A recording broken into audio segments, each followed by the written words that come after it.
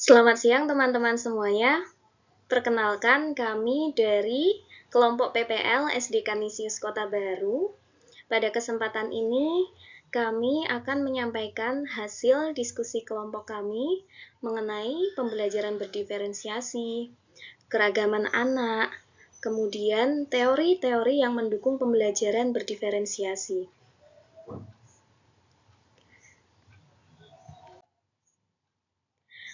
Kelompok PPL kami beranggotakan Diah Yunitasari, Dwi Yulianti, Latif Pertiwi, Noviati Marda, Reza Fitriana, dan Yuka Rahmah. Pertama-tama, saya akan menyampaikan secara umum apa itu pembelajaran berdiferensiasi menurut pendapat Tomlinson. Jadi, pembelajaran berdiferensiasi adalah segala usaha penyesuaian dalam proses pembelajaran di kelas untuk memenuhi kebutuhan belajar setiap peserta didik jenjang sekolah dasar, yaitu pembelajaran secara proaktif dengan melibatkan siswa selama proses pembelajarannya, serta memandang kelas-kelas sekolah dasar sebagai kelas yang memadukan berbagai minat, kesiapan, dan bakat belajar siswa.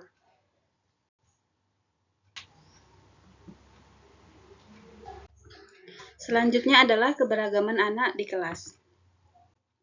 Yang pertama adalah gaya belajar visual.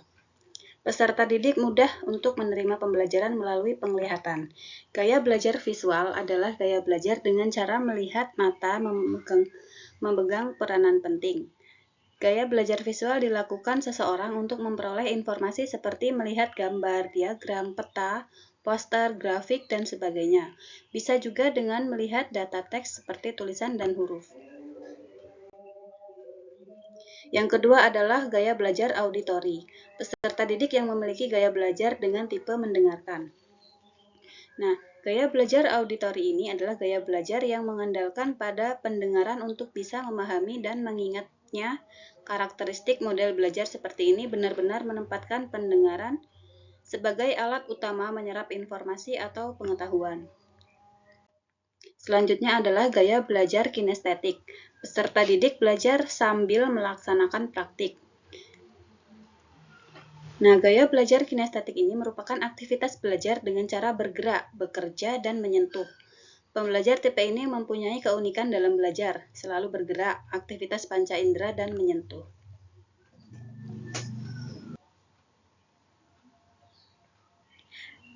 Pembahasan selanjutnya yaitu mengenai teori pendukung. Teori pendukung yang pertama yaitu teori sistem ekologi. Teori sistem ekologi dikemukakan oleh Uri Bronfenbrenner. Teori ini menjelaskan tentang perkembangan individu dalam interaksinya dengan lingkungan luar dari dirinya yang dapat mempengaruhi segala aspek perkembangannya. Teori ini meliputi sistem lingkungan, yaitu mikrosistem, ekosistem, makrosistem, dan kronosistem. Teori pendukung lainnya adalah teori multiple intelligence. Teori multiple intelligence disebut juga dengan kecerdasan majemuk. Teori ini dicetuskan oleh Howard Gardner. Ia merupakan seorang psikologi perkembangan dan profesor pendidikan dari Graduate School of Education Harvard, Amerika. Kecerdasan ini meliputi interpersonal, kecerdasan logika, kecerdasan verbal, kecerdasan visual, kecerdasan musik, dan yang terakhir adalah kecerdasan naturals. Teori pendukung pembelajaran berdiferensiasi yang selanjutnya adalah teori Zone of Proximal Development. Zone of Proximal Development digunakan untuk menghubungkan antara pembelajaran dan perkembangan. Menurut Vygotsky, perkembangan kemampuan seseorang dibagi menjadi dua, yaitu tingkat perkembangan aktual dan potensial. Tingkat perkembangan aktual tampak dari kemampuan anak untuk menyelesaikan masalah atau tugas secara mandiri. Sedangkan tingkat perkembangan potensial tampak dari kemampuan seorang anak di bawah bimbingan. Untuk yang terakhir yaitu tentang teori learning modalitas. Learning modalitas atau model pembelajaran VAK atau Visual audi, dan kinestetik, merupakan pembelajaran yang harus memanfaatkan alat indera yang dimiliki siswa. VAK merupakan 3 modalitas yang dimiliki oleh setiap manusia yang kemudian dikenal dengan gaya belajar. Demikian diskusi dari kelompok kami. Saya akhiri, sekian, terima kasih.